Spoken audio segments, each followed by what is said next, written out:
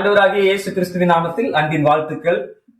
ஆண்டவராகிய இயேசு கிறிஸ்துவனுடைய பிறப்புல மிக முக்கியமான நபர்கள் அநேகர் உண்டு. அதிலேயும் குறிப்பாக கேப்ரியல் தூதன். யார் இந்த தூதன்? ஆண்டுடைய சமூகத்துல ஆண்டவர் விரும்புகிற காரியத்தை பூமியில் இருக்கிற மனிதர்களிடத்துல சொல்லுவதற்காக பயன்படுத்தப்பட்ட ஒரு தூதன் கேப்ரியல் தூதன். அப்ப இந்த தூதன் என்னென்ன காரியங்களை செய்தார் என்று சொன்னால், முதலாவது காரியம் தைரியப்படுத்தினார். பயப்படாதே பயப்படாதே என்கிற வார்த்தையை மேய்ப்பரிடத்திலும் பயன்படுத்துகிறார், மரியாளிடத்திலும் பயன்படுத்துகிறார், யோசேப்பிடத்திலும் சொப்பனத்தில பயன்படுத்துகிறார். இப்ப பாருங்க, தைரியப்படுத்துகிற தூதன். இரண்டாவது, ஆசீர்வதிக்கிற தூதன். நீ தேவனிடத்தில் கிருபை பெற்றாய், ஸ்திரீகளுக்குள்ளே நீ ஆசீர்வதிக்கப்பட்டவன் சொல்லி மரியாதை வாழ்த்துகிறார். இரண்டாவது, வாழ்த்துகிற ஒரு தூதன், ஆசீர்வதிக்கிற தூதன். மூன்றாவது, சில பிரச்சனைகள் வரும் பொழுது பிரச்சனையிலிருந்து நம்மை பாதுகாத்து வழி நடத்துகிற ஒரு தூதன்.